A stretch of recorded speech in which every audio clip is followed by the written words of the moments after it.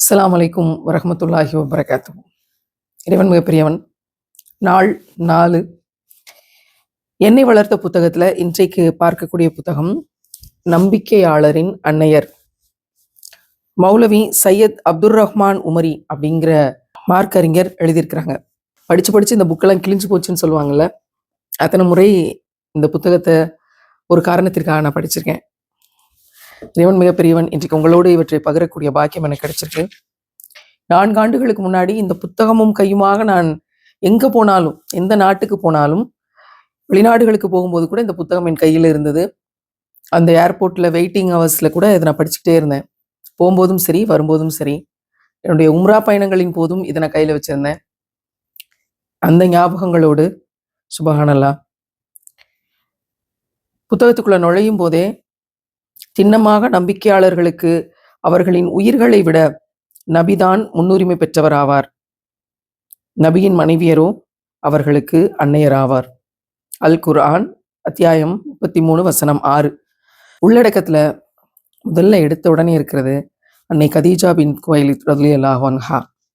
சுப்ஹானல்லாஹ், என்ன தவம் செய்தேனோ உங்களோட வரலாற்றை படிப்பதற்கு, அதுக்கு பிறகு அதே மாதிரி வாழணும்னு ஆசைப்பட்டதுக்கு. அன்னை கதீஜா பின் குவைலித் ரலியல்லாஹு அன்ஹா 99 பக்கங்கள்னு எழுதி பிராக்கெட்ல போட்டு வச்சிருக்கிறேன். இந்த 99 பக்கங்களும் என் வாழ்க்கையில் ஏற்படுத்திய மாற்றங்கள் என்னை அப்படியே கிளென்ஸ் பண்ணி கொண்டு போயிருச்சு. ஒரு பெண்ணாக என்னை அப்படியே கழுவி சுத்தப்படுத்திருச்சு அப்படின்னு சொல்றதுக்குரிய 99 பக்கங்கள் இந்த பக்கங்கள். அவ்வளவு சாமானியமா இந்த கிளென்சிங் நடந்துருமா அப்படின்னு கேட்டா, அவ்வளவு சாமானியமா இந்த புரிதல் கிடைச்சிருமா அப்படின்னு கேட்டா, அவ்வளவு சாமானியமா இந்த வெளிச்சத்தை அடைஞ்சிட முடியுமா அப்படின்னு கேட்டா, என்னுடைய கடந்த 40 ஆண்டு கால வாழ்க்கை இல்லை என்று பதில் சொல்லுது. ஆனா இறைவன் எனக்கு தந்த பொக்கிஷம் இந்த 99 பக்கங்கள். சுப்ஹானல்லாஹ், எத்தனை அழுதுருக்கிறேன். அப்படியே புத்தகத்தை மூடி வச்சு எத்தனை மணி நேரம் அந்த செய்தியை பற்றி சிந்திச்சுட்டு இருந்திருக்கிறேன்னு என்னால் சொல்ல முடியல. இறைவன் மிகப்பெரியவன். அதுல நான் குறிப்பாக அண்டர்லைன் பண்ணி படிச்சதை மட்டும் நான் இந்த 99 பக்கங்கள்ல பகிர்றேன். அழகை பார்த்து முடிக்கப்படுகின்ற திருமணங்கள் நெடுங்காலம் வெற்றிகரமாக நீடித்திருப்பது இல்லை. அழகை மட்டுமே குறிக்கோளாக கொண்டு மனம் முடிப்பவனை அல்லாஹ் நாசமாக்கி விடுகிறான். செல்வத்தை மட்டும் குறிக்கோளாக கொண்டு மனம் முடிப்பவனை அல்லாஹ் ஏழையாக்கி விடுகிறான். ரொம்ப முக்கியமான ஒரு விஷயம். அழகை மட்டுமே குறிக்கோளாக கொண்டு மனம் முடிப்பவனை அல்லாஹ் நாசமாக்கி விடுகிறான். செல்வத்தை மட்டுமே குறிக்கோளாக கொண்டு மனம் முடிப்பவனை அல்லாஹ் ஏழையாக்கி விடுகிறான். அந்தஸ்தை மட்டுமே குறிக்கோளாக கொண்டு மனம் முடிப்பவனை அல்லாஹ் இழிவுபடுத்தி விடுகிறான். மார்க்கப்பற்றை மனதில் கொண்டு மனம் முடித்தால் அல்லாஹ் உன்னை வளப்படுத்துவான், எல்லாத்தையும் தந்துருவான் என்பது ஒரு நபிமொழியின் கருத்தாகும். சுப்ஹானல்லாஹ். ரசூலுல்லாஹ் அன்னை கதீஜா அவர்களுடைய எத்தனை ஆண்டுகள் வாழ்க்கை படகில் பயணம் செய்தார்கள்? 25 வருடங்கள், 1/4 நூற்றாண்டு காலம். நீங்களும் நாங்களும் பின்பற்றக்கூடிய இந்த இஸ்லாம் மார்க்கம் என்பது வெற்றி பெற்ற மார்க்கம். தனது வெற்றியின் சுவடுகளை வரலாற்றில் ஆணித்தரமாக வலுவோடு பதித்துவிட்ட ஒரு மார்க்கத்தை இன்னைக்கு நம்ம ஃபாலோ பண்றோம். ஆனால் இப்படிப்பட்ட ஒரு சமய நெறியை கதீஜா ரலியல்லாஹு அன்ஹா அவர்கள் பின்பற்றவில்லை. தமது மணாளருடைய வாய்மையின் மீதும் அவர் தம் சொல்லின் மீதும் வைத்திருந்த நம்பிக்கை அது. நம்பிக்கை என்றால் அதுதான், அது மட்டும்தான் நம்பிக்கை. ஒரு சிறு துளிர் கூட முளைக்காத பொட்டல் பெருவெளியில் நின்று கொண்டு ஒரு நாள் இங்கொரு நந்தவனம் மனம் வீசும் என்று நம்பினால் அதுதான் நம்பிக்கை. கதீஜா ரலியல்லாஹு அன்ஹா அப்படித்தான் நம்பினார்கள். இப்பேற்பட்ட வார்த்தைகள். எனவேதான் அன்னலார் முஸ்லிம்களின் வெற்றி கொடியை கதீஜா ரலியல்லாஹு அன்ஹா அவர்களின் மறைவிடத்தின் அருகே நட்டார்கள்.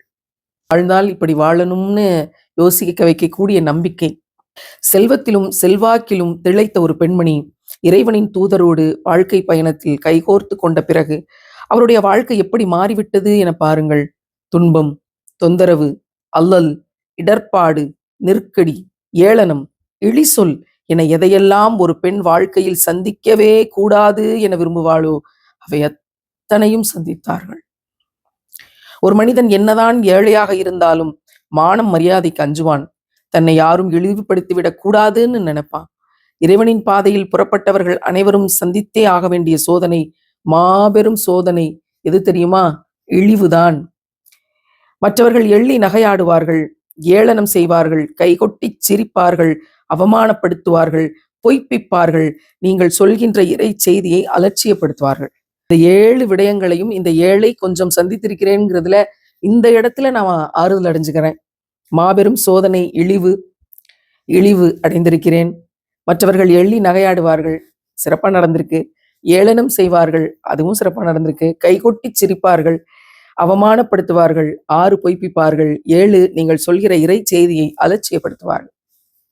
இது இறைப்பாதையில் புறப்பட்டவர்கள், இறைவனுடைய பாதையில் புறப்பட்டவர்கள் அனைவரும் சந்தித்தே ஆக வேண்டிய சோதனை. இந்த 7ஐயும் நாம் சந்தித்திருக்கிறோம் அப்படின்னு டிக் மார்க் போட்டுன்னு வச்சுக்கோங்க. 7க்கு 7 யார் மார்க் வாங்குறாங்களோ அவங்க நிச்சயமாக அல்லாஹ்வின் பாதையில் புறப்பட்டவர்கள் அப்படின்னு சந்தோஷப்பட்டுக்கிறலாம். யாராவது இழிவடைய சந்தோஷப்படுவார்களா? மற்றவர்கள் எள்ளி நகையாடுவதில் சந்தோஷப்படுவார்களா? ஏளனம் செய்பவர்களை சந்தோஷப்படுவார்களா? கைகொட்டி சிரிப்பதை சந்தோஷப்படுவார்களா? அவமானப்படுத்துவதை சந்தோஷமாக நினைப்பார்களா? பொய்ப்பித்து வைக்கிறார்களே என்று சந்தோஷப்படுவார்களா? நீங்கள் சொல்கின்ற இறை செய்தியை அலட்சியப்படுத்துகிற போது சந்தோஷப்படுவார்களா? இந்த இடத்தில் நின்று நான் சந்தோஷப்பட்டுக் கொள்கிறேன். இவையெல்லாம் எனக்கும் நடந்திருக்கிறது. இறைவனின் பாதையில் புறப்பட்டவர்கள் இழிவைத்தான் சந்தித்தார்கள். இறைவனின் பாதையில் புறப்பட்டவர்கள் சந்தித்தாக வேண்டிய சோதனை இது என்ற மட்டில் நான் சந்தோஷப்படுகிறேன். எவ்வளவு பெரிய ஆறுதல் பாருங்க.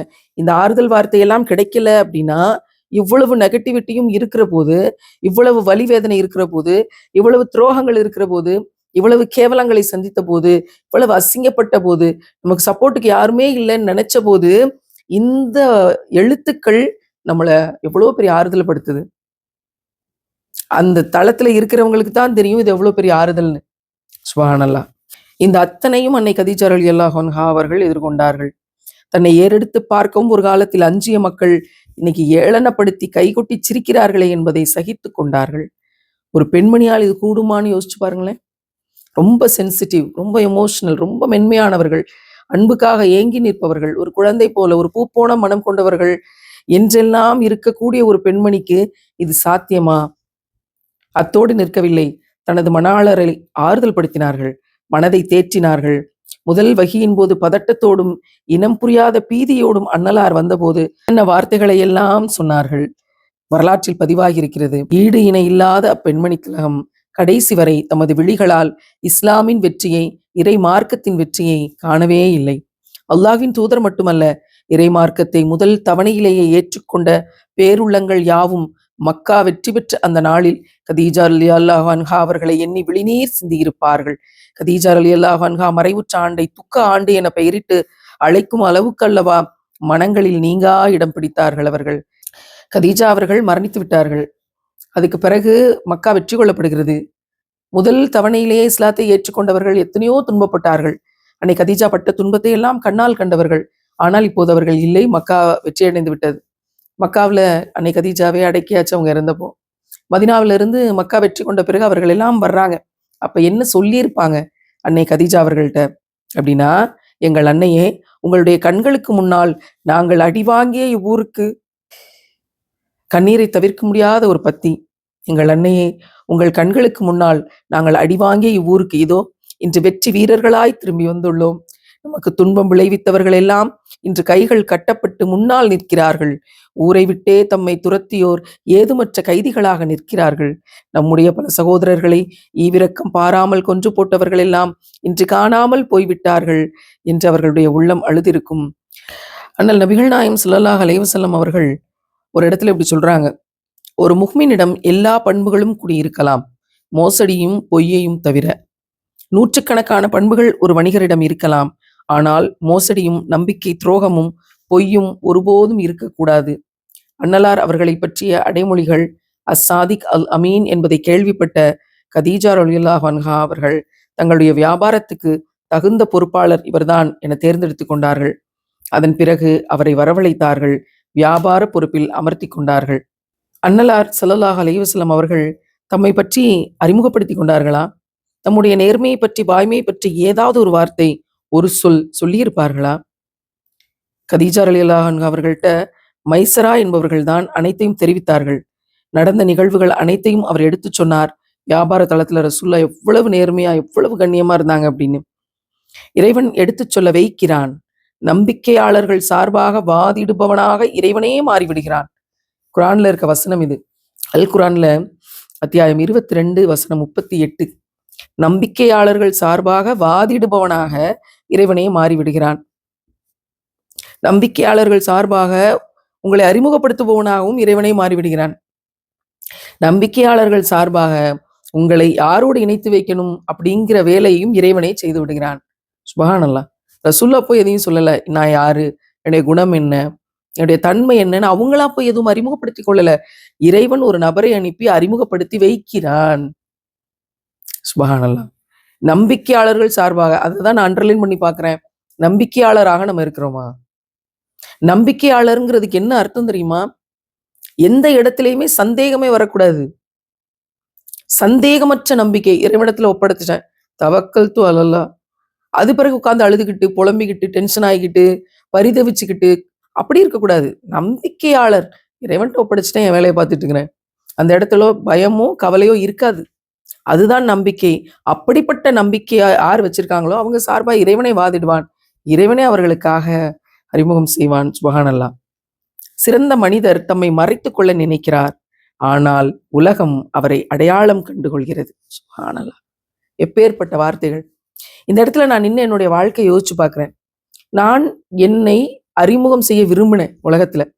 சின்ன வயசுல இருந்து ஒடுக்கப்பட்ட, தாழ்த்தப்பட்ட, புறக்கணிக்கப்பட்ட அப்படிங்கிற பலவேறு சுவடுகளை நான் சந்திச்சிருக்கிறேன். என்னோட தகப்பனார் அளவுக்கு சந்திக்கல அப்படின்னா கூட நிறைய சந்திச்சிருக்கேன். அப்படி சந்திக்கும் போது நான் என்னை அறிமுகப்படுத்த, இந்த உலகத்துக்கு அறிமுகப்படுத்த, நான் ஒரு வெற்றியாளராக என்னை அறிமுகப்படுத்திக் கொள்ள, என்னை ஒரு தன்னம்பிக்கையாளராக அறிமுகப்படுத்திக் கொள்ள, இந்த உலகம் வைத்திருக்கிற சடங்கு சம்பிரதாயங்களுக்குள்ள நான் அடங்க முடியாது என்று உலகத்துக்கு ஓங்கி உரைக்கி சொல்ல நான் நிறைய போராடினேன்.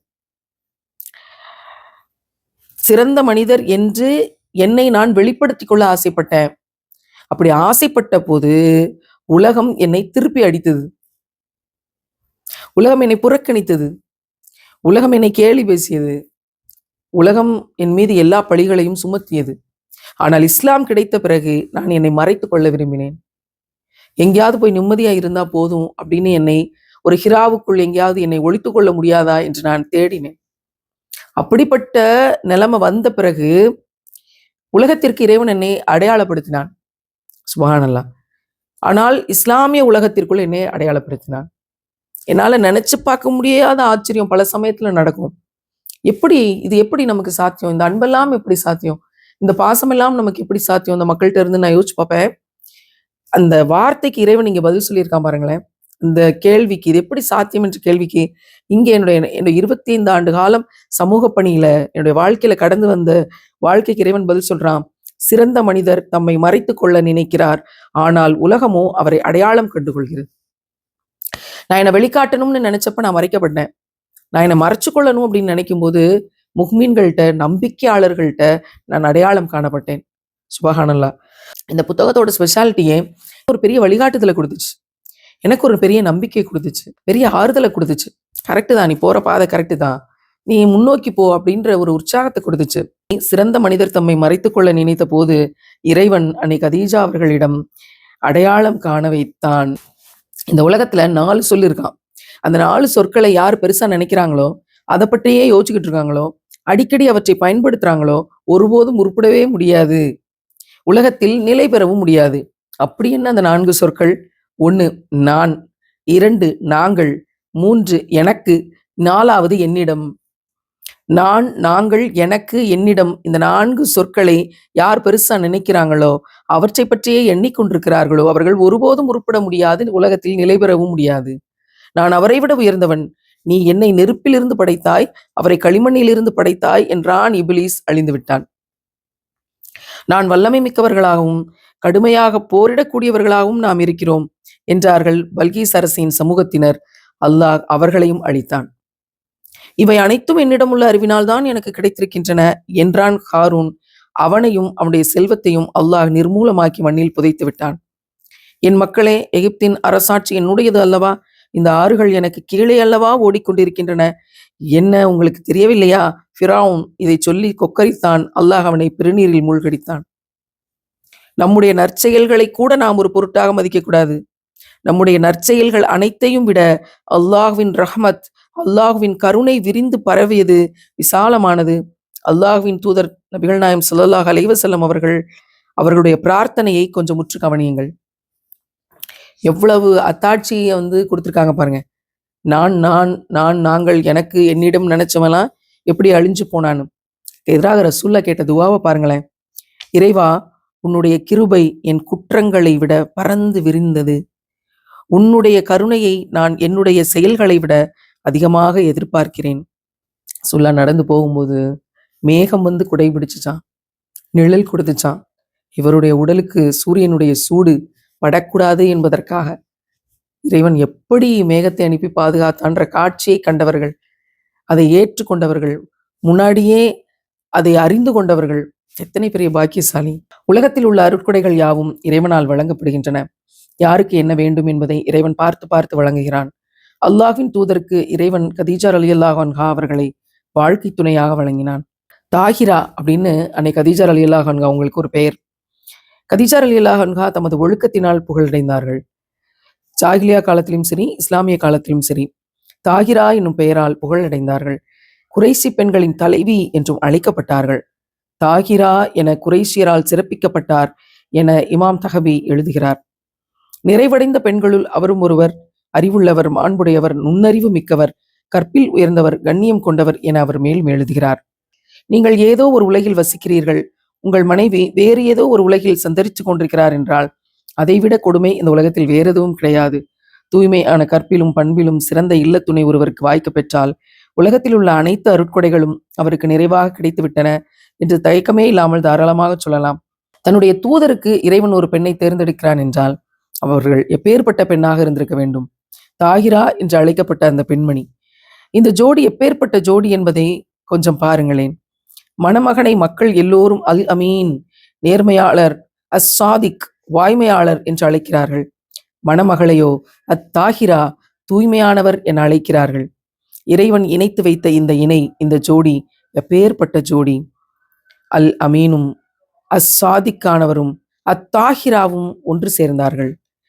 ஜாகிலா காலத்திலேயே இருவருக்கும் மக்களால் சிறப்பு பெயர்கள் சூட்டப்பட்டு விட்டன. ஒருவர் அல் அமீன், நேர்மையாளர், இன்னொருவரோ அத்தாகிரா, ஒழுக்க குன்று. அல் அமீனுக்கும் அத்தாகிராவுக்கும் நடந்த இந்த திருமணம் சுபஹான் அல்லாஹ். இடத்துல நிறுத்தி நான் யோசிச்சு பார்க்குறேன். இந்த ரமலான்ல விதவைகளுக்காக மட்டுமே தொடங்கப்பட்ட ஒரு நிறுவனத்தை, உலகத்திலே முதன்முறையாக விதவைகளுக்காக மட்டுமே தொடங்கிய ஒரு நிறுவனத்தை நம்ம தொடங்கி இருக்கிறோம். உதவிக்கரம் உடல்நல அங்காடி, இது தோழியர் அங்காடி. இத அல்லாஹ்வின் மீது நம்பிக்கை கொண்ட, அன்னை கதீஜா அவர்களின் மீது நம்பிக்கை கொண்ட பெண்கள் அனைவரும் ஒன்று சேர்ந்து இதை நடத்தணும்னு நான் கேட்டுக்கிறேன். ஏன்னா அன்னை கதீஜா அவர்கள் வியாபாரம் செய்தார்கள். எத்தனை கண்ணியமாக, எத்தனை உயர்வாக. அந்த அத்தனை செல்வத்தையும் ரசூல்லாவுக்காக, ஏழைகளுக்காக கொடுத்துட்டாங்க. அதே போல நாமும் இறைவன் நமக்கு கொடுத்த செல்வத்தை இந்த அங்காடியின் வாயிலாக மாதந்தோறும் மளிகை பொருட்களை அவங்களுடைய இல்லங்களுக்கு கொண்டு போய் சேர்க்கணும். நம்ம தேர்ந்தெடுத்திருக்கக்கூடிய விதவைகள் இளம் வயது 30, 35, 40, 45, அவர்களுக்கு படிக்கக்கூடிய, ஸ்கூல் படிக்கக்கூடிய பிள்ளைகள் இருக்கிறாங்க. பள்ளிக்கூடத்தில் படிக்கக்கூடிய பிள்ளைகள், 2 பிள்ளைகள், 3 பிள்ளைகள், 4 பிள்ளைகள், அப்படிப்பட்டவங்களை தேர்ந்தெடுத்து தான் இந்த வியாபாரத்தை நம்ம நடத்துறோம். வியாபாரம் பற்றி அன்னையையும் ரசுல்லாவையும் நம்ம பேசி கொண்டிருக்கிற இந்த தருணத்துல நாமும் இந்த அழகிய வியாபாரத்தை செய்வோம் இந்த விதவைகளுக்காக. இறைவன் தன்னுடைய தூதருக்கு ஒரு விதவை பெண்ணை மனைவியாக தேர்ந்தெடுத்தான்.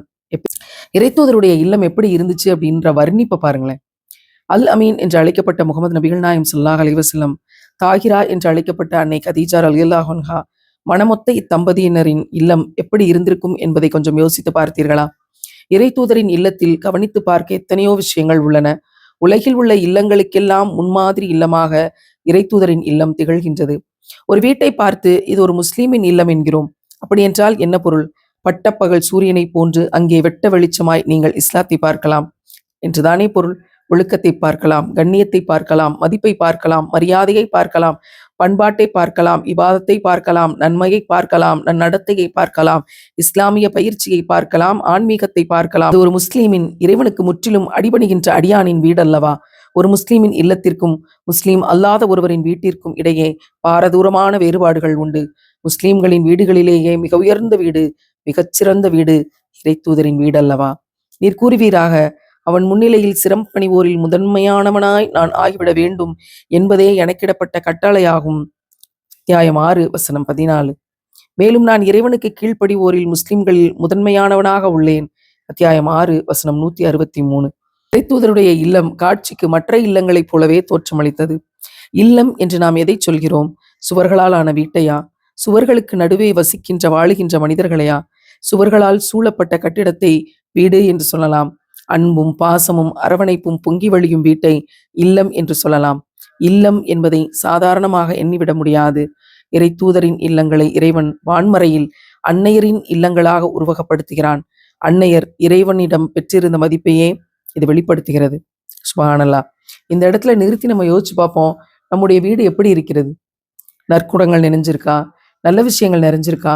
கெட்டவற்றிலிருந்து தவிர்க்கப்பட்டு இருக்கிறதா? கண்ணியம் இருக்கா? இபாதத் இருக்கா? பண்பாடு இருக்கா? ஏழைகளுக்கு உதவி செய்யக்கூடிய சூழ்நிலை இருக்கா? தியாகம் செய்யக்கூடிய மனப்பான்மைகள் இருக்கான்னு நம்முடைய வீடு வெறும் கற்களால் சூழப்பட்டிருக்கா? இல்ல அன்பும் அரவணைப்பும் அல்லாஹ்வின் மீதான பாசமும் நிறைஞ்சிருக்கா? அப்படிங்கிறத இந்த இடத்துல நம்ம யோசிச்சு பார்த்துக்கிறணும். அன்னலாருக்கு அருகில் ஜிப்ரீல் அலைஹிஸ்ஸலாம் அவர்கள் அமர்ந்திருந்தார்கள். இறைவனின் தூதரே என்று அழைத்தார்கள். இதோ ஜிப்ரீல் என்ன சொல்ல போகிறார் என்று உற்று கவனியுங்கள். இதோ இப்போது கதீஜா வந்து கொண்டிருக்கிறார். அவருடைய கையில் ஒரு பாத்திரம் இருக்கிறது. குழம்போ உணவோ அப்பாத்திரத்தில் இருக்கின்றது. அவரது இறைவனின் புறத்தில் இருந்தும் என் தரப்பில் இருந்தும் அவருக்கு சலாம் சொல்லிவிடுங்கள். அவருக்காக சொர்க்கத்தில் ஒரு இல்லம் தயாராக இருக்கிறது எனும் நற்செய்தியையும் சொல்லிவிடுங்கள். எனக்கு உழைப்பும் இல்லை, களைப்பும் இல்லை, கஷ்டமும் இல்லை. இப்படி ஜிப்ரீல் அலைஹிஸ்ஸலாம் சொல்றாங்க. புகாரியில் உள்ள நபிமொழி இது. அல்லாஹ்வின் சலாமை ஜிப்ரீல் அலைஹிஸ்ஸலாம் அவர்கள் கதீஜாவுக்கு உரைக்கிறார். அல்லாஹ்வின் சலாமை ஜிப்ரீல் அலைஹிஸ்ஸலாம் அவர்கள் என்னை கதீஜாவுக்கு உரைக்கிறார்கள் என்றால் சுப்ஹானல்லாஹ்.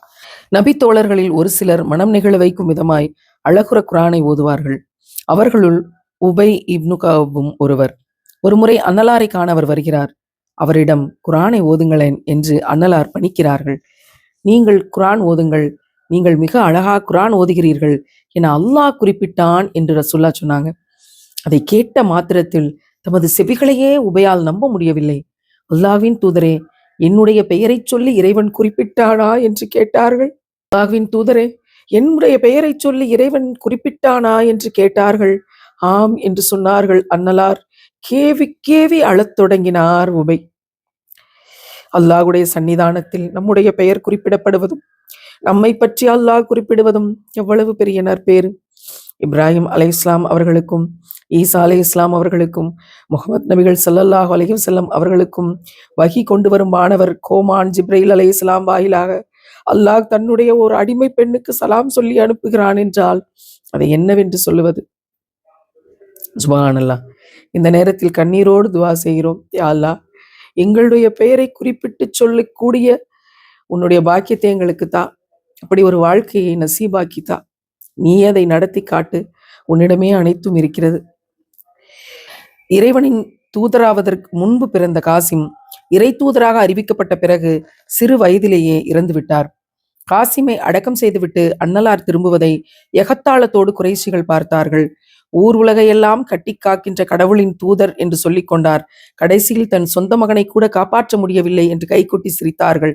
இவனை கண்டாலே எனக்கு வெறுப்பாக இருக்கின்றது என்றார் அம்ர். ஒன்றும் பயப்பட வேண்டியதில்லை. இவர் பிள்ளையை பறிகொடுத்து விட்டு நாதியற்று நிற்கிறார். அதற்கு பதிலளிக்கும் விதமாகத்தான் இறைவன் நிச்சயமாக உன் பகைவன்தான் வாரிசற்று போவான் என்னும் இறை வசனத்தை அருளினான். இறை நம்பிக்கையாளர்களுக்கு பல்வேறு சோதனைகள் இறைவனின் புறத்தில் இருந்து ஏற்படுகின்றன. ஒவ்வொருவரின் இறை நம்பிக்கைக்கு ஏற்ப அவருக்கு ஏற்படுகின்ற சோதனைகள் அமைகின்றன. இறை தூதர்களுக்கோ மற்ற நம்பிக்கையாளர்களை விட கூடுதலான சோதனைகள் வாய்க்கின்றன. இறை அடியார்களில் இறை தூதர்கள்தான் அதிகமான சோதனைகளுக்கு ஆளாக்கப்படுகிறார்கள் என்கிறார்கள் அன்னலார். அவர்களிலும் மிக அதிகமான சோதனைகள் அன்னலாருக்கு ஏற்பட்டுள்ளன. இறைவனை நம்பி ஏற்றுக்கொண்டுள்ள ஒரு இறை நம்பிக்கையாளருக்கு என்னென்ன சோதனைகள் ஏற்படுமோ அவை அனைத்தும் இறை தூதருக்கு ஏற்பட்டன. அனைத்து சோதனைகளிலும் தோள் கொடுத்தது யார்? அன்னை கதீஜா ரலியல்லாஹு அன்ஹா அவர்கள் துணையாக நின்றார்கள். சில காலம் சென்ற பின் அடுத்த மகன் தாகிர் என்னும் தையிப் என்று அழைக்கப்பட்ட அப்துல்லாவையும் இறைவனிடம் போய் சேர்ந்து விட்டார். மரணம் என்பது நிரந்தர பிரிவன்று என்பதில் உறுதியாக நின்றார்கள் அன்னை கதீஜா அவர்கள். 2 பிள்ளைகள் அடுத்தடுத்து இறக்குறாங்க. அன்னை கதீஜா அவர்களுடைய 2 மகன்கள். ஒரு தாயோட மனநிலை எப்படி இருக்கும் பாருங்க. அடுத்தடுத்து 2 மகன்களுடைய மரணம். அது அத்தனையும் தாண்டி மார்க்கத்துக்காக ரசூலுல்லாவுக்காக உடன் நின்று இந்த பணிகளை எந்த விதத்திலையும் தொய்வடையாம செஞ்சு கொண்டிருக்காங்க. ஓரிரை கொள்கையை எடுத்து வச்ச ஆரம்ப காலத்துல ஒரு பெரிய கூட்டம் காபா பக்கத்துல அன்னலாரின் மீது வெறி கொண்டவர்களாய் பாய்ந்தார்கள். அது சமயம் ஓடி வந்து அன்னலாரை ஒரு ஆன்மா தற்காத்தது. அது வேறு யாரும் அல்ல, கதீஜா ரலியல்லாஹு அன்ஹா அவர்களின் முதல் கணவரின் மகனான ஹாரிஸ். அவர் ஓடி வந்து அன்னலாருக்கு முன்னால் நின்று கொண்டார். அன்னலார் பாதுகாக்கப்பட்டார்கள். ஆனால் ஹாரிஸ் மோசமான தாக்குதலுக்கு ஆளானார். உயிர் பறவை கூட்டை விட்டே விடைபெற்று சென்று விட்டது. ஆண்களிலும் பெண்களிலும் முதலாவதாய் இஸ்லாமை ஏற்றுக்கொண்ட தூய அன்னையின் திருமகனார் தன் இன்னுயிரை இஸ்லாத்துக்காக ஈந்து விட்டார். துடிக்கும் இளமை பருவத்தில் ஹாரிஸ் தன் உயிரை இஸ்லாத்துக்காக துறந்தார்.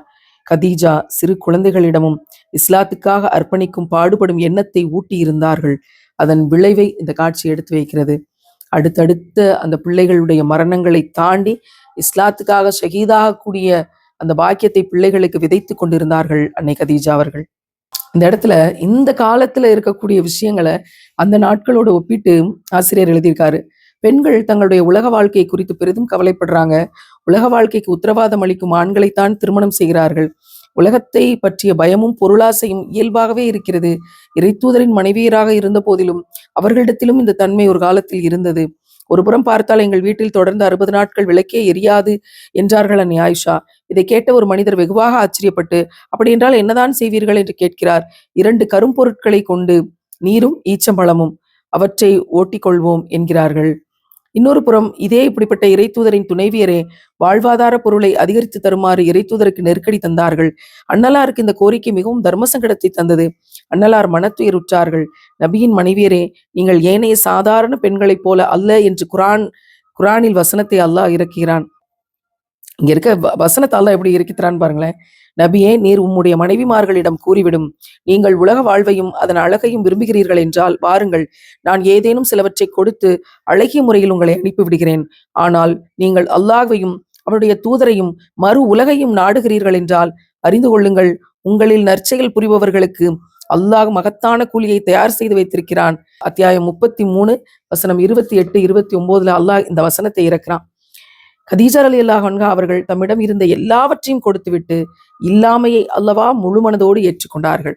அல்லாஹ் இந்த இடத்துல ஆசிரியர் ஒப்பிட்டு சொல்றார்.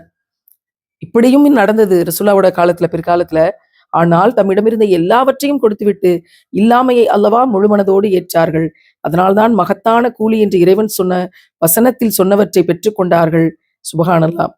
முக்கியமான ஒரு விஷயம், ஏழையாக இருந்தால் எதுவும் செய்ய முடியாது என்று எண்ணும் உலகில் நாம் வாழ்ந்து கொண்டிருக்கிறோம். இஸ்லாமிய பணி செய்ய வேண்டுமென்றால் பணம் கையில் இருந்தால்தான் சாத்தியம் என்பதை ஏறக்குறைய அனைவருமே ஏற்றுக்கொண்டு விட்டார்கள். ஆனால் நீங்கள் இறைவனையும் இறை தூதரையும் மனதார நேசித்தீர்கள் என்றால் ஏழையாகி விடுவீர்கள், அல்லது ஏழையாகத்தான் வாழ வேண்டியிருக்கும் என்கிறது ஷரியத். அன்னலார் ஸல்லல்லாஹு அலைஹி வஸல்லம் அவர்கள் ஏழையாக இருந்தார்கள்.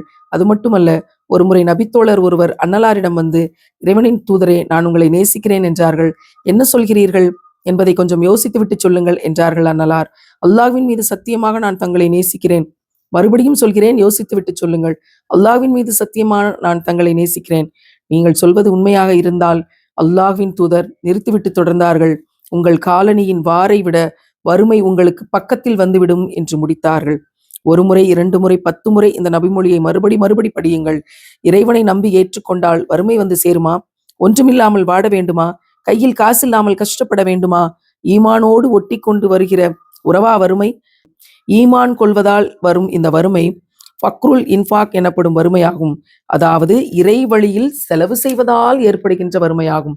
வறுமை என பொதுவாக இந்த உலகம் அறிந்து வைப்பது இயலாமையினால் வருகிற வறுமை, இல்லாமையினால் வருகின்ற வறுமை, முயலாமையினால் வருகின்ற வறுமை, அது கேடுகட்ட வறுமை. இத்தகைய வறியோர் பரிதாபப்படத்தக்கோர். நாம் சொல்ல வருவது வேறு வகை வறுமை, போற்றத்தக்க வறுமை, புகழத்தக்க வறுமை. இத்தகைய வறியோர் பார்த்து பார்த்து பொறாமைப்படத்தக்கோர். வறியவர்களின் இந்த பட்டியலில் முதலில் இடம் பெற்றார்கள் அன்னை கதீஜா ரலியல்லாஹு அன்ஹா அவர்கள். இந்த உலகத்துல நம்ம ரமலான்ல இருக்கிறோம். நிறைய தான தர்மங்கள் செய்யணும், ஜகாத் கொடுக்கணும், அல்லாஹ் தந்த செல்வத்தை அல்லாஹ்வின் பாதைக்கே கொடுக்கணும் அப்படின்னு அதிகம் யோசிக்கிற இந்த தருணத்துல இதை படிச்சு பார்ப்போம்.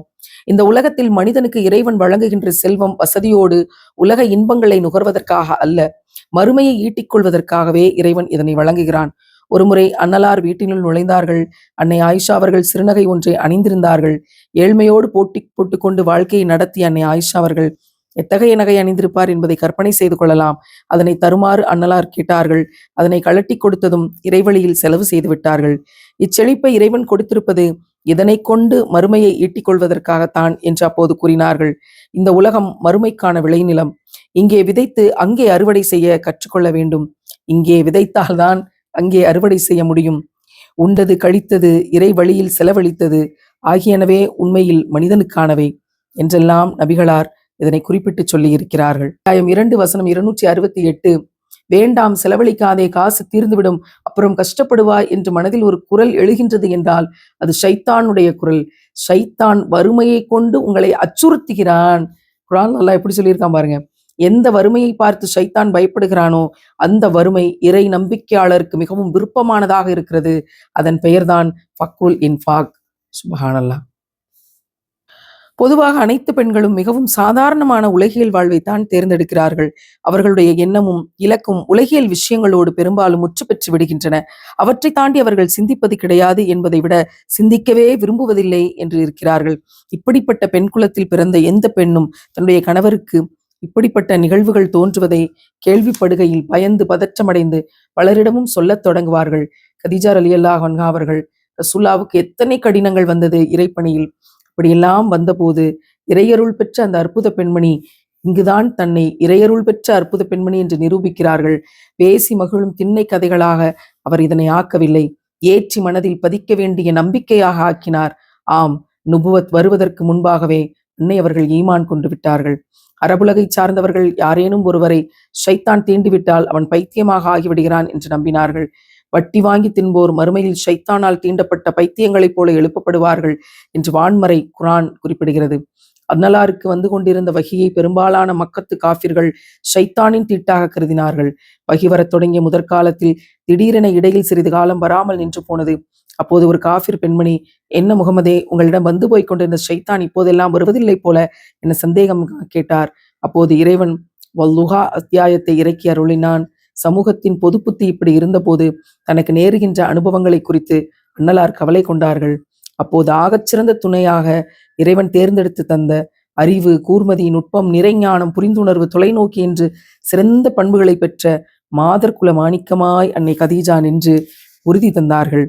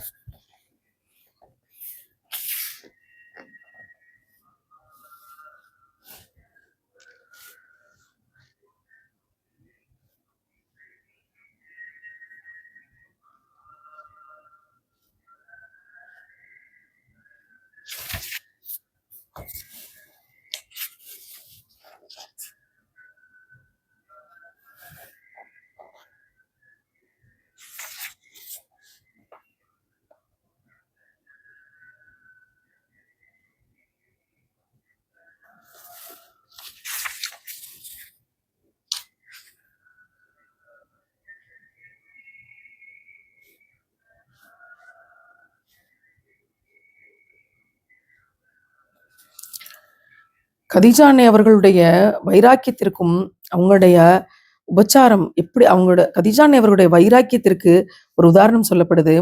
ரசூல்லா அவங்களுடைய 40வது வயதுல குகையில உட்கார்ந்துருக்காங்க. அந்த குகை எப்படிப்பட்டதாக இருந்ததுன்னா, ஏறுறதுக்கு அவ்வளவு கடினமான மலையில இருந்தது. அண்ணல் நபிகள் நாயகம் ஸல்லல்லாஹு அலைஹி வஸல்லம் அவர்கள் தம்முடைய 40 வயதில் அந்த குகையில் அமர்ந்திருக்கிறார்கள். உணவை எடுத்துக்கொண்டு கதீஜா ரலியல்லாஹு அன்ஹா அவர்கள் சென்றிருக்கிறார்கள் என்றால் அந்த சூழல் எப்படிப்பட்டதாக இருந்திருக்கும். கதீஜா ரலியல்லாஹு அன்ஹா அவர்களுக்கு வயது அப்போது 55. ஒரு முறை அதுல நான் ஏறி பார்க்கும்போது இனிமேல் ஏறவே முடியாதுங்கிற அளவுக்கு கடினமா இருந்தது. ஆனா 55 வயசுல அவங்க எப்படி ஏறி இருப்பாங்க அப்படின்னு நினைக்கும் போதே உள்ளமெல்லாம் சிலிர்த்து போகுது. காலகட்டத்துல அன்னை கதீஜா ரலியல்லாஹு அன்ஹா அவர்கள் ஊர் விலக்கு செய்யப்பட்டார்கள். ரசூல்லா கூட ஈமான் கொண்டிருந்த பல பேர் அபுதாலிப் பள்ளத்தாக்குல அடைக்கப்பட்டிருந்தார்கள். பசிப்பினி போக்க உணவில்லை, தாகம் தீர்க்க நீர் இல்லை, வெயிலுக்கு நிழல் இல்லை, உறங்கி எழ வழி இல்லை. அவ்வளவு மோசமான சிரமங்கள் இருந்துச்சு. நாங்கள் மிகுந்த சிரமத்திற்கு உள்ளானோம். சாப்பிட ஒன்றுமில்லாமல் காலணிகள் தோளடி பாகத்தை பீத்து இரவு முழுக்க நீரில் மூழ்க வைப்போம். அந்த தண்ணீரை காலையில் குடிப்போம். அதுவும் இல்லாத பட்சத்தில் மரம் செடி கொடிகளில் இலைத்தலைகளை எல்லாம் சாப்பிட்டு வந்தோம். இலைதலைகளும் தீர்ந்து போனால் மரப்பட்டைகளை சாப்பிட்டோம். ஒரு கட்டத்தில் ஆடுகளின் புழுக்கைகளைப் போல் நாங்கள் கழிக்கும் மலம் காட்சியளித்தது என சஅத் இப்னு அபி வக்காஸ் ரலியல்லாஹு அன்ஹு அவர்கள் கூறுகின்ற செய்தியை இன்று புகாரியில் வாசிக்கலாம். வெயிலும் வரவுலும் இல்லாத இக்கொடுஞ்சிறையில் கிட்டத்தட்ட 3 ஆண்டு காலம் அன்னையர் அவர்கள் அடிபட்டு கிடந்தார்கள். இவ்வளவு மோசமான கொடுமைகளை சந்தித்தார்கள். இஸ்லாத்தை ஏற்ற ஒரே காரணத்துக்காக அந்த பள்ளத்தாக்கில் பெண்களும் அடைபட்டு கிடந்தார்கள். பச்சிலம் குழந்தைகளும் சின்னஞ்சிறுவர்களும் பசியினால் கதறி அழுகின்ற ஓலக்குரல் பள்ளத்தாக்கை உலுக்கி கொண்டிருந்தது. ஆண்களை காட்டிலும் நெஞ்சில் ஈரத்தை அதிகமாக பெற்று வந்த பெண்கள் இந்த அவலத்தை காண இயலாது துடித்தார்கள், பரிதவித்தார்கள். ஒரு பெண் எதை வேண்டுமானாலும் சகித்துக் கொள்வாள். தான் உயிரை கொடுத்து ஈன்றெடுத்த பிள்ளை பசியால் கதறுவதை ஒருபோதும் சகித்துக் கொள்ள மாட்டாள். குழந்தையின் பசிக்கு முன்பு மற்றவை யாவும் அவளுக்கு துச்சமாய் போய்விடும். ஆனால் அந்த பெண்கள் அல்லாஹ் அவர்களுடைய அனைத்து பாவங்களையும் மன்னித்தருளி உயர்ந்த சொர்க்க மாடங்களில் இல்லங்களை அமைத்து தரட்டும், எது நேர்ந்தாலும் உண்மை என ஏற்றுக்கொண்டதை ஒருபோதும் விடமாட்டோம் என்று விடாப்பிடியாக இருந்தார்கள். ஈமானை விலையாக கொடுத்தால்தான் எங்கள் பிள்ளைகளுக்கு ஒருவாய் பால் கிடைக்கும் என்றால் அத்தகைய பாலும் வேண்டாம், இந்த பாலால் எங்கள் குழந்தைகள் பிழைக்கவும் வேண்டாம் என்று சொன்னார்கள். பாலைவனத்தில் எதிர்பாராத தருணங்களில் சில்லென்ற சிறுமலை பொழியும். அதுபோலவே பள்ளத்தாக்கில் சிற்சில உதவிகள் அவ்வப்போது யாருமறியாத போது அவர்களுக்கு வந்து சேரும். உற்று கவனித்தால் அந்த உதவிகளுக்கு பின்னால் அன்னை கதீஜா தென்படுகிறார்கள். சுபஹானல்லாஹ். இறுதி தீர்ப்பு நாள் நெருங்க நெருங்க 3 விஷயங்கள் குறைந்து கொண்டே வருகின்றது. ஒன்று ஈமான், இன்னொன்று தக்வா, இன்னொன்று இறைவழியிலான சோதனைகள். சகாபாக்கள் பட்ட துன்பங்களைப் போல பிற்காலத்தில் தாபியின்கள் படவில்லை. ஈசாவின் ஹவாரியூன்கள் சந்தித்த வேதனைகளையும் சோதனைகளையும் நபித்தோழர்கள் சந்திக்கவில்லை. இதுதான் பட்டவர்த்தனமான நிலைமை. இன்று உலகத்தில் எத்தனை சிறைகள் இருந்தாலும் அவர்கள் பட்ட கொடுமை போல நமக்கு கொடுமை இல்லை. இருவேளை உணவாவது கிடைத்தது. ஆனால் அபுதாலிப் பள்ளத்தாக்கில் அது கூட கிடைக்காமல் அன்னை கதீஜா ரலியல்லாஹு அன்ஹா அவர்கள் உட்பட அனைவரும் மிகப்பெரிய சோதனைகளை சந்தித்தார்கள்.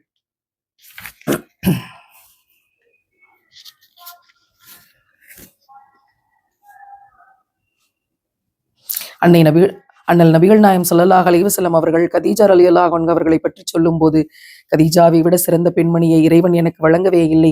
மக்கள் எல்லாம் என்னை நிராகரித்த போது என்னை நம்பி ஏற்றுக்கொண்டார்கள். மக்கள் எல்லாம் என்னை பொய்ப்பித்த போது என்னை உண்மைப்படுத்தினார்கள். மக்கள் எல்லாம் என்னை வெறுத்து ஒதுக்கிய போது தன் உடைமைகளை எனக்கு தந்தார்கள். மற்ற பெண்களின் மூலமாக இறைவன் எனக்கு எந்த குழந்தையும் தராத போது அன்னை கதீஜாவின் மூலமாக இறைவன் எனக்கு குழந்தை செல்வங்களை வழங்கியிருக்கிறான் என்று குறிப்பிட்டிருந்தார்கள். சுபஹானல்லாஹ். ஒரு மனைவியை பற்றி ஒரு கணவன் எப்படியான அற்புதமான மனநிலையோடு எவ்வளவு அழகான பாசத்தோடு விளக்க முடியும்னா, இதை போல ஒரு அழகிய முன்மாதிரி இருக்க முடியுமா? எப்ப பார்த்தாலும் மனைவியை திட்டிக் கொண்டு இருப்பவர்கள் இதையெல்லாம் படிச்சு மனப்பாடம் பண்ணா நல்லா இருக்கும்னு அடிக்கடி நினைச்சுக்குவேன். இப்னு அப்பாஸ் ரலியல்லாஹு அன்ஹு அவர்கள் சொல்றாங்க இந்த செய்தியை. நபிகள் நாயகம் ஸல்லல்லாஹு அலைஹி வஸல்லம் அவர்கள் தரையில 4 கோடு போட்டாங்களாம். இது என்னன்னு உங்களுக்கு தெரியுமான்னு கேட்டாங்களாம். அல்லாஹும் அவருடைய தூதரும் இதை நன்கு அறிந்தவர்கள் என சஹாபாக்கள் பதில் சொன்னாங்களாம். அதை கேட்ட நபிகள் நாயகம் ஸல்லல்லாஹு அலைஹி வஸல்லம் அவர்கள், சொர்க்கத்து பெண்களிலேயே மிகவும் சிறப்பானவர்கள் 1 கதீஜா அவர்கள், 2 ஃபாத்திமா நாயகம் அவர்கள், 3 ஆசியா அவர்கள், 4 மரியம் அவர்கள் என்று பதில் சொன்னாங்களாம். ஒரு முக்கியமான டாபிக், அன்னை கதீஜா அவர்களும் இன்றைய முஸ்லிம் பெண்களும் அப்படின்ற ஒரு தலைப்பு. இறை நம்பிக்கை ஈமானின் சின்னமாக கதீஜா ரலியல்லாஹு அன்ஹா அவர்கள் இருந்தாங்க. இறைவனின் தூதரை முதலில் ஈமான் கொண்டவர் அவர்தான். சரியாக சொல்ல வேண்டும் என்றால் இறை தூதராக ஆகும் முன்பே நபிகளார் மீது நம்பிக்கை கொண்டு ஏற்றுக்கொண்டவர்கள் அவர்கள்தான். இன்றைய முஸ்லிம் பெண்கள் அன்னை கதீஜா அவர்களிடமிருந்து பெற்றாக வேண்டிய முதல் படிப்பினை இதுதான். இறைவனின் அருட்கொடைகளிலேயே மிகச்சிறந்தது ஈமான். இப்பெரும் அருட்கொடையை அறிவிப்பிற்கு முன்பே அழகுற பெற்றிருந்தது அன்னை கதீஜா அவர்கள். ஒரு பெண்ணாக இருந்து அவர் பெற்றிருந்த இந்த நம்பிக்கையை தாம் பெற்றிருக்கவில்லை, தம்மால் பெறவே முடியாது என்பதை இஸ்லாமிய வரலாற்றில் கோலோச்சும் பற்பல அறிஞர் பெருமக்கள் நன்கு உணர்ந்திருந்தார்கள். ஒரு முஃமினுடைய உள்ளம் செழிப்பானதும் இல்லம் சிறப்பானதும் ஈமானால் தான். நிகரற்ற ஈமான் இப்பெண்மணியின் உள்ளத்தில் குடியேறப் போகிறது என்பதால் தான் இறைவன் சிறுவயதில் நடந்த 2 திருமணங்களுக்கு பிறகு வேறு யாருக்கும் வாழ்க்கை துணையாக ஆகிவிடாமல் காத்திருக்க செய்தான். வயது வேறுபாட்டை கருத்தில் கொள்ளாமல் தனது அன்பிற்குரிய தூதருக்கு துணையாக ஆக்கினான். இறைவனுக்கு முற்றிலும் அடிபணிந்த அடிமை பெண்ணாகவும் இறை தூதருக்கு ஆறுதலையும் தேறுதலையும் நல்கிய நற்றுணையாகவும் தனது பராமரிப்பில் வளர்ந்தவர்களுக்கு ஈமானிய உரமேற்றிய பயிற்றுனராகவும் திகழ்ந்த காரணத்தினால்தான் உலகில் விரல் விட்டு எண்ணக்கூடிய சிலரே அடைந்த நிறைவு நிலையை அன்னை கதீஜா அவர்கள் அடைந்திருந்தார்கள்.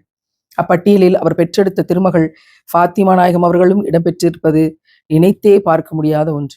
அன்னை கதீஜா அவர்களின் வாழ்க்கையிலிருந்து இன்றைய பெண்கள் பெற்றாக வேண்டிய முதல் அம்சம் இதுதான். அந்த நம்பிக்கையின் லட்சத்தில் ஒரு பங்கையாவது ஒரு பெண் பெற்றுக்கொண்டால் ஈருலகிலும் வெற்றியை அவள் சுவைப்பதற்கு அதுவே போதுமானதாகும். அன்னை கதீஜா அவர்கள் பெற்றிருந்த ஈமானிய நம்பிக்கையில லட்சத்துல ஒரு பங்கு பெற்றிருந்தா கூட ஈருலக வெற்றி அடைஞ்சிட முடியும் அப்படின்னா அவங்க என்ன மாதிரியான ஈமானிய உறுதியில இருந்திருப்பாங்க. சுப்ஹானல்லாஹ். பொருளாசையற்ற அருளாளர் அன்னை கதீஜா ரலியல்லாஹு அன்ஹா அவர்கள். பொருள் ஆசை அற்ற அருளாளர்ன்ற இடத்துல ஒரு பெண்மணியினுடைய பெயரை படிக்கிறது எவ்வளவு கஷ்டம் தெரியுமா? எவ்வளவு பெரிய நற்பாக்கியம் தெரியுமா? பொருளாசை இல்லாம இருந்துட முடியுமா? நகையாசை இல்லாம இருந்துட முடியுமா? என்னோட பீரோல இதெல்லாம் இருக்கணும்ன்ற ஆசை இல்லாம இருந்துட முடியுமா? எனக்கு இவ்வளவு பணம் தேவைங்கிற நிலைமை இல்லாம ஒரு பெண் இருக்க முடியுமா? எவ்வளவு பெரிய படிப்பினை!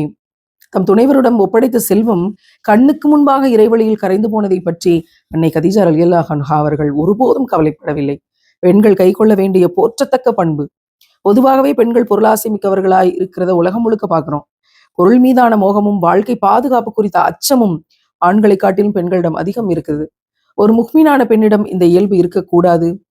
கொடுத்து கொடுத்து சிவந்த கரங்களை காப்பியங்களில் காணலாம். கொடுத்து கொடுத்து இல்லாமையை வாங்கி கொண்ட இல்லங்களை இஸ்லாமிய வரலாற்றில் மட்டுமே பார்க்க முடியும். பக்ருல் இன்பாக் என்ற சிறப்பு கொண்ட அந்த இல்லங்களில் முதலாவதாக அன்னை கதீஜாவின் இல்லமே திகழ்கின்றது.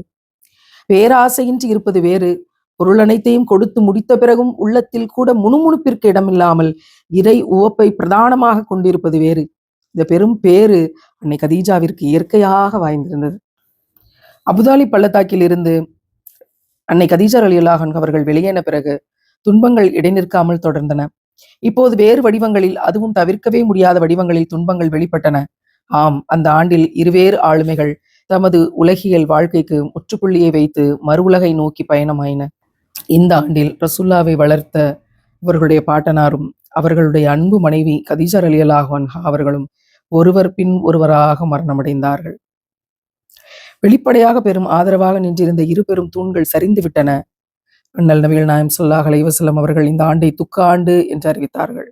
25 ஆண்டுகள் அன்னலாரோடு இணைந்து பயணித்த அன்னை கதீஜா அவர்கள் ஒரு ரமலான் மாதத்து பொழுதில் பிரிந்து சென்றார்கள். காடு மேடுகளிலும் மலைகள் குகைகளிலும் அன்னலாரோடு அவர்கள் கைகோர்த்து வந்தார்கள். இந்த பிரிவு ஒரு தற்காலிக பிரிவு என்றிருந்தாலும் கூட மண்ணால் பிசைந்து செய்யப்பட்ட மண் பிண்டம் அல்லவா மனித மனம்.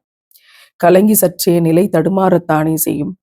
விழிகள் நீரை சொரிகின்றன, மனமோ வருந்துகிறது. ஆயினும் எங்களுடைய இறைவனுக்கு பிடிக்காத சொற்களை நாம் சொல்லவே மாட்டோம். உம்முடைய பிரிவால் நாம் மிகவும் துயரிற்றிருக்கிறோம் என்றொரு தருணத்தில் நபிகள் நாயம் ஸல்லல்லாஹு அலைஹி வஸல்லம் சொன்னார்கள். நபித்துவம் அருளப்பட்ட 10ஆம் ஆண்டில் தன்னுடைய 65வது வயதில் அன்னை கதீஜா ரலியல்லாஹு அன்ஹா அவர்கள் மரணம் எய்தினார்கள். மக்காவில் உள்ள ஹுஜூன் எனப்படும் திராட்சை தோப்பு ஒன்றில் அடக்கம் செய்யப்பட்டார்கள். ஜனாசா தொழுகை அப்போது விதிக்கப்படாததால் தொழ வைக்கப்படவில்லை. அன்னலார் நபிகள் நாயகம் ஸல்லல்லாஹு அலைஹி வஸல்லம் அவர்கள் தானே கபர்குழிக்குள் இறங்கினார்கள்.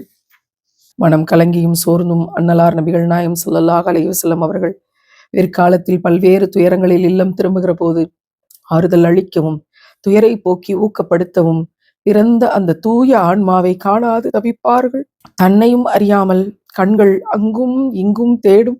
ஒரு முறை நபிகள் நாயகம் ஸல்லல்லாஹு அலைஹி வஸல்லம் அவர்கள் சொன்னார்கள், கதீஜா ரலியல்லாஹு அன்ஹா அவர்கள் என்னுடைய இரத்த நாளங்களில் ஓடுகிறாள் என்று சொன்னார்கள். சுப்ஹானல்லாஹ். மனைவி இறந்த பிறகும் இப்படி தன்னுடைய அன்பு மனைவியை எந்த ஒரு கணவனாலும் நினைவு கூற முடியுமா என்பது பெரிய சந்தேகம்தான். ஆனால் இப்படி ஒரு மாதரசி, உலகத்தில் எங்கும் காண கிடைக்காத மாதரசி. சுப்ஹானல்லாஹ். அன்னை கதீஜா அவர்களுடைய இந்த 99 பக்கத்தினுடைய செய்தி இப்படி நிறைவடைகிறது. நீங்களும் நானும் இன்று முஸ்லிம்களாக வாழ்ந்து கொண்டிருப்பதற்கு அன்னை கதீஜா ரலியல்லாஹு அன்ஹா அவர்கள் எவ்வளவு பெரிய காரணம் என்பதை மறந்து விடாதீர்கள். ஏக இறைவனும் தூய ஜிப்ரீலும் அப்பெண் குல மாணிக்கத்திற்கு சலாம் உரைத்துள்ளார்கள். யா அல்லாஹ், அன்னை கதீஜா அவர்களுக்கு உயர்ந்த இடத்தை நீ தருவாயாக என்று பிரார்த்தனை செய்வோம். இந்த 99 பக்கங்களை படிக்கிற போது எத்தனையோ இடங்களில் கண்ணீரை கட்டுப்படுத்த முடியாமல் இதை உங்களோடு பகிர்ந்து முடித்திருக்கிறேன். யா அல்லாஹ், அன்னை கதீஜா ரலியல்லாஹு அன்ஹா அவர்களுக்கு உயர்ந்த இடத்தை நீ வழங்குவாயாக.